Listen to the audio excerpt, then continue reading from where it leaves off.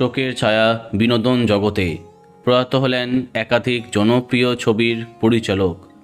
তাকে হারিয়ে কান্নায় ভেঙে পড়লেন তার অভিনেত্রী স্ত্রী। এদিন ৭৮ বছর বয়সে মুম্বাইয়ের কোকিলাবেন ধীরুভাই আম্বানি হসপিটালে শেষ নিঃশ্বাস ত্যাগ করলেন এক সময়কার খ্যাতনামা পরিচালক কুকু কোহলি।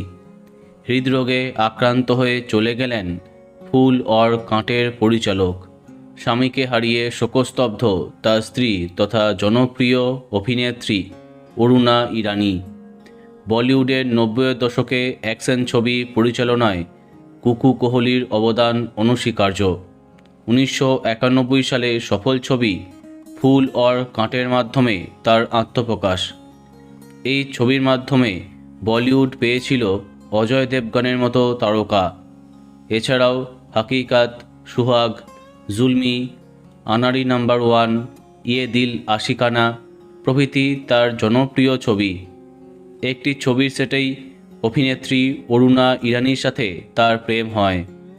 প্রথম স্ত্রীকে ডিভোর্স না দিয়েই অরুণাকে বিয়ে করেছিলেন পরিচালক।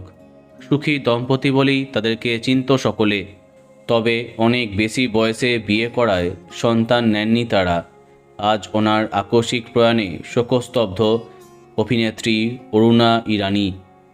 বন্ধুরা, ভিডিওটি এইটুকুই। বাংলা বিনোদনের অন্যান্য খবর পেতে সাবস্ক্রাইব কারেন্ট পজ। ধন্যবাদ।